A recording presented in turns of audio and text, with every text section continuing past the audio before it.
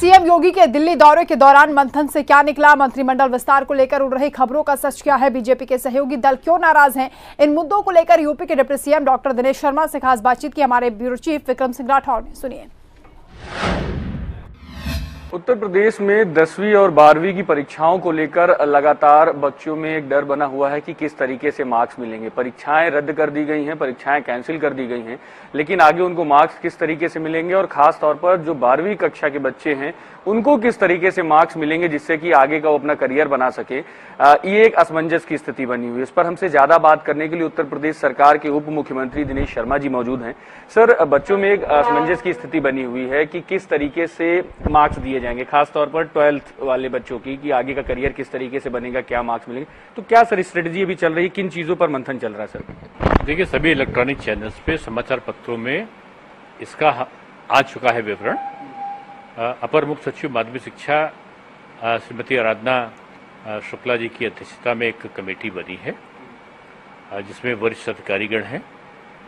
इन्होंने पूरे प्रदेश के 75 जिले के जिला विद्यालय निरीक्षक, एक हर जिले में एक एडेड विद्यालय का प्रिंसिपल, एक वित्तविहीन का प्रिंसिपल, एक राजकीय यानी गवर्नमेंट कॉलेज का प्रिंसिपल, इन सब के साथ में उनके विचार लिए गए हैं वर्चुअल मीटिंग के द्वारा, और सबसे लिखित मौखिक भी सब सुझाव लिए हैं।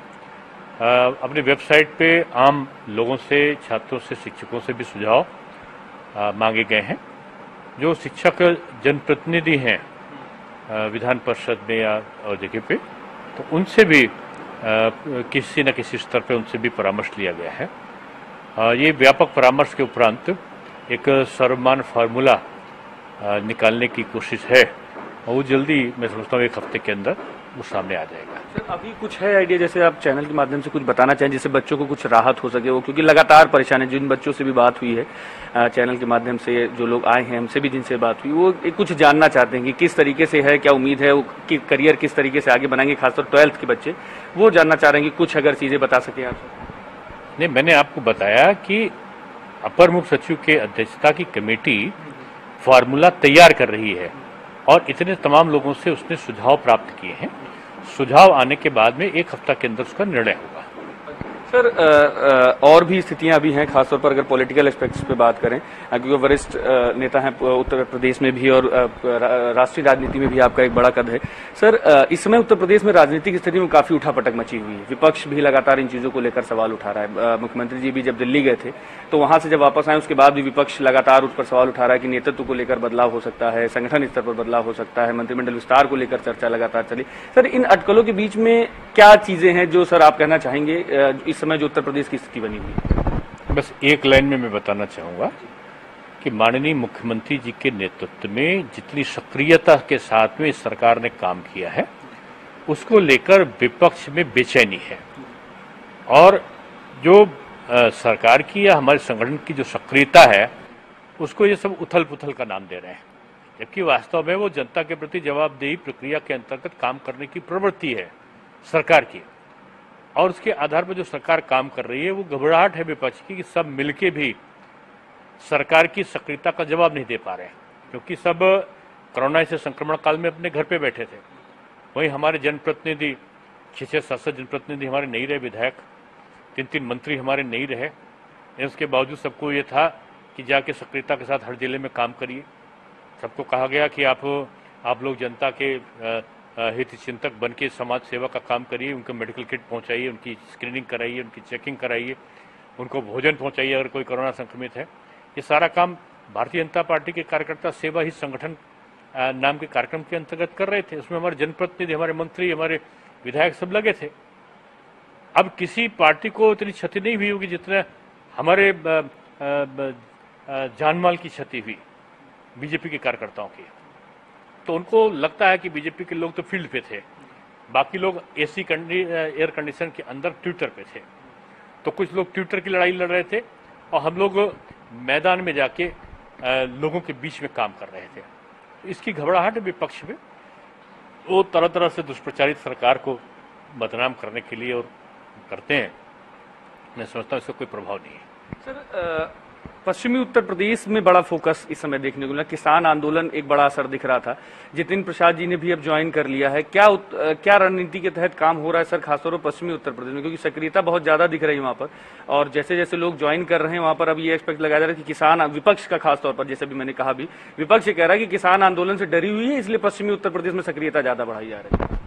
हमको लगता है विपक्ष डरा हुआ है इस बात से कि मोदी जी ने सम्मान राशि उनको पहुंचा दी, गांव-गांव बिजली कर दी, गांव में 18 से 20 घंटे आज बिजली आ रही है, गांव-गांव घरों में कनेक्शन हो गए, सड़कों का जाल बिछ गया, घर घर आज़ादी के बाद इतिहास में पहली बार शौचालय का निर्माण कर दिया, घर घर गैस के सिलेंडर्स को पहुंचा दिया, डीएपी के मूल्य आप देखो खाद के 1200 रुपये प्रति थैला कम कर दिया। तो ये सारी चीज़ों को देख के 1,000 रुपये गरीबों के उनके उसमें पहुंच रहा है। आज मुआवजा भी हमने काफ़ी बढ़ा दिया आपदा का। तो ये देख रहे हैं कि किसानों के हित चिंतन में जो सरकार जिस तेजी के साथ काम कर रही है, अब लोगों के पास कोई मुद्दा नहीं है तो किसान आंदोलन का नाम लेते हैं। अभी एमएसपी को बढ़ा दिया केंद्र सरकार ने, तो कितनी बड़ी चीजें कर रहे हैं अन्नदाताओं के लिए। तो जो अन्नदाताओं के लिए सरकार काम कर रही है, ये लोगों के लिए चिंता का विषय बना हुआ है। इसलिए पहले कभी नहीं होता था कि गन्ने का बकाया का भुगतान हो जाए। आज क्या 1000 करोड़ रुपया गन्ने का बकाया का न केवल भुगतान किया अपने समय का, पिछली सरकारों का भी बकाया का भुगतान कर दिया। आज धान का और गेहूं का क्रय केंद्र सरकार खोलकर उसका रिकॉर्ड में 45 लाख मीट्रिक टन से ऊपर का गेहूं का धान का खरीद आज किया है।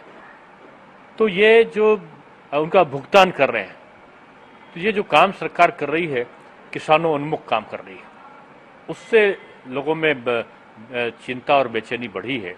इसलिए इस प्रकार के आरोप प्रत्यारोप हैं। मैं समझता हूं कि सरकार बखूबी जनता की सेवा में, किसानों की सेवा में, विद्यार्थियों की सेवा में काम कर रही है। सर, पार्टी का नारा है सबका साथ सबका विकास, हालांकि आप लोग भी उसी स्तर पर ही काम करते हैं, लेकिन एक बात ये निकल कर सामने आ रही है, अब जैसे जैसे चुनाव आ रहे हैं, जातियों को संतुष्ट करने में बीजेपी लग गई है। लगातार ये बातें कही जा रही हैं कि जो लोग नाराज हैं कहीं ना कहीं, उनको संतुष्ट करने में पार्टी लगी हुई है।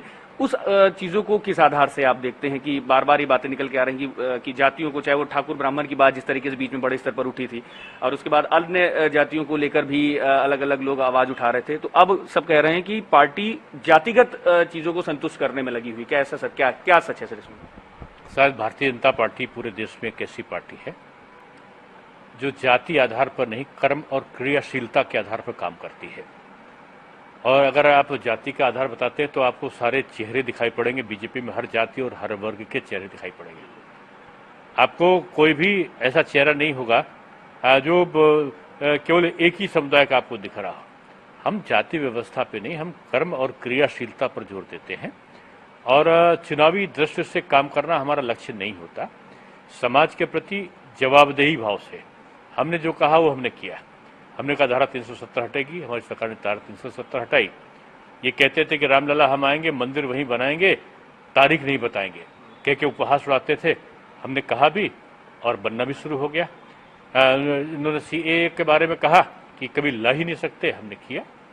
धारा 370 के बारे में कहते थे कि हट जाएगी तो पता चलेगा कि देश में कश्मीर बट जाएगा, हट जाएगा, भाग समाप्त हो जाएगा कश्मीर। लेकिन आज वहां पंडा भी पर नहीं मारा, छू भी नहीं हुआ। धारा 370 भी हटी, 35A भी हटा, और आज वो भारत का अंग भी है। तेजी के साथ स्थितियां भी सामान्य की तरफ बढ़ी। आज कांग्रेस के एक नेता बयान देते हैं पाकिस्तान के पत्रकारों को कि हम आएंगे, सत्ता में कांग्रेस आएगी तो धारा 370 हटा देगी। आप धारा 370 हटा देंगे, क्यों हटा देंगे? आप देश से कश्मीर को हटाना चाहते हैं। कश्मीर की बर्बादी आपने करा कर रखी है। भारत का अभिन्न अंग जो एक फूल की क्यारी था हमारी संस्कृति और सभ्यता का, आज आतंकवाद का गढ़ क्यों बन रहा है? क्योंकि उस समय की सरकारों की नीतियां जो थी वो देश को तोड़ने वाली जो नीतियां थी उसके करीब थी। आज हमारी सरकार कड़ाई के साथ में नेतृत्व कर रही है, चाहे देश में हो चाहे प्रदेश में हो। प्रदेश में भी हमने सारी चीज़ों को लागू किया है, चाहे ट्रिपल तलाक के संबंध में कोई निर्णय रहा हो। सरकार की हर चीज़ में स्पष्टवादी नीति रही है। हमने दोगली नीति या धर्म विशेष या जाति विशेष के लिए काम नहीं किया है। इसीलिए इस सरकार के कामों का कोई जवाब किसी के पास नहीं है कि हम पिछली सरकार ने नई सरकार जितना काम किया होगा आज़ादी के बाद अब हमारी सरकार ने केवल 4.5 साल में करके दिखाया है। तो ये काम बोल रहा है और काम के कारण जो है विपक्ष अपने अपने शब्दों में अपनी तरह से आलोचना करती है। ये आलोचना का प्रश्न नहीं है क्या कि हम वैक्सीन नहीं आएगी, दिल्ली में बैठ के कुछ बड़े नेता ट्वीट कर रहे हैं कि भारत वैक्सीन बना ही नहीं सकता है, जब बन जाए तो कहते हैं वैक्सीन का इम्पैक्ट नहीं पड़ेगा और वैक्सीन के दुष्प्रभाव होंगे। जब दुष्प्रभाव ना हो, वैक्सीन बनने लगे तो कहें वैक्सीन तो हम प्रोड्यूस ही नहीं कर सकते यहाँ के लिए। जब वो भी हो जाए तो कहेंगे विदेशी वैक्सीन क्यों नहीं खरीद ली। फिर उत्तर प्रदेश में नेता कहने लगे कि ये तो बीजेपी की वैक्सीन है, जब हमारी सरकार आएगी हमारी वैक्सीन होगी तो हम अपने कार्यकर्ताओं को लगवाएंगे। कार्यकर्ता प्रचारित करने लगे वैक्सीन को लगाएंगे तो आपको ये हो जाएगा, आपको वो बीमारी हो जाएगी। इस प्रकार के दुष्प्रचार तो हो रहा है, ये चीजें मानी जा रही हैं, दुष्प्रचार हो रहा है। लेकिन अगर ये दुष्प्रचार हो रहा है खासतौर पर वैक्सीन को लेकर ही, ग्रामीण स्तर पर देखा जा रहा है उसका असर भी हो रहा है लोगों, तो आप लोग उस चीज को कैसे काउंटर कर रहे हैं? नहीं, आज इसका नतीजा ये हुआ है कि हम लोग जो TTT का फॉर्मूला है, ट्रीट ट्रेस और जो ट्रीटमेंट का है, हम लोग का जो टास्क है उसको हम आज प्राप्त कर, जो टेस्ट है, ट्रीट है, उसको आज हम अच्छी तरीके से गांव-गांव करने में सफल हुए हैं। चिन्हीकरण करते हैं। आज 5 करोड़ 5.5 करोड़ के से ऊपर हमारे वहाँ टेस्ट हो चुके हैं। 3, सवा 3, 3.5 लाख तक का प्रतिदिन टेस्ट हो रहे हैं। गांवों में 65% से ऊपर केवल गांवों में टेस्ट हो रहे हैं आज। तो ये सारी हमारा अचीवमेंट है। आज इसी के कारण लोगों में परेशानी आ रही कि हम इतनी सफलता के साथ कोरोना को रोकने में उत्तर प्रदेश ऐसा बड़ी आबादी वाला प्रदेश सफल कैसे हुआ। ये आज तमाम लोगों के लिए विश्लेषण का और शोध का विषय बना हुआ है। सर, एक सीधा सवाल है, अंतिम सवाल है सिर्फ ये, लगातार कयास लगाए जा रहे हैं मंत्रिमंडल विस्तार को, क्या स्थिति है सर? सीधा सवाल है केवल कि मंत्रिमंडल विस्तार को लेकर क्या स्थिति है सर? देखिए, ये जो आप मुझसे प्रश्न कर रहे हैं इसके लिए मैं अधिकृत नहीं हूँ। हमारे वहाँ संगठन तय करता है कि कहाँ पर क्या होना है, कहाँ पर क्या नहीं होना है, और ये मुख्यमंत्री का और संगठन का अधिकार होता है कि समय समय पर अपनी सक्रियता और अपनी क्रियाशीलता के लिए वो निर्णय लेता रहता है। आवश्यकता होगी तो वो निर्णय लेंगे, आवश्यकता होगी तो निर्णय नहीं लेंगे, लेकिन इसका जवाब देने के लिए अधिकृत मैं नहीं हूँ। सर, इसमें एक चीज ये भी है क्योंकि छोटे दल जो आपके सहयोगी दल है जिनके साथ अभी उत्तर प्रदेश में विधानसभा चुनावों में भी आप जाएंगे, वो मांग कर रहे हैं। अमित शाह जी से भी जो बात अंदर से निकल कर आई कि वहां पर भी कुछ बातें हुई हैं जिनको लेकर मंत्रिमंडल में जगह मांगी जा रही है, तो ऐसे में सहयोगी दलों को कैसे संतुष्ट करेंगे फिर?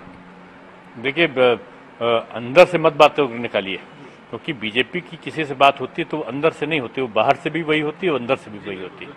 तो जो भी बात भी होगी, हमारे विश्वस्त सहयोगी दल है और अभी तक सहयोगी दल का किसी का चर्चा तो अखबारों में आया नहीं। आप बता रहे हैं, आप बता रहे हैं, नहीं, किसी का बयान नहीं आया कोई। और ये लोग हमारे विश्वस्त सहयोगी हैं और इन लोगों से समय समय पर हम लोग का विचार विमर्श होता रहता है और इनकी बातों के आधार पर तमाम हम लोग सकारात्मक निर्णय भी लेते हैं। तो जाहिर सी बात है, जो ये अंदरूनी बात होती है, अगर कोई ये सुझाव देंगे किसी प्रकार का तो निश्चित रूप में सरकार उस पर, हमारे नेता लोग उस पर ध्यान देते हैं। लेकिन इस प्रकार की जो चर्चा आप कर रहे हैं इसकी कोई जानकारी मुझे नहीं है।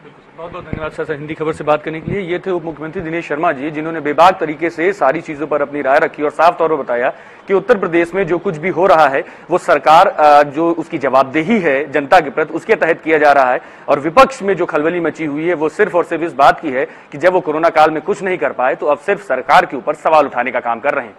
कैमरामैन सोम उपाध्याय के साथ मैं विक्रम राठौर, हिंदी खबर, लखनऊ।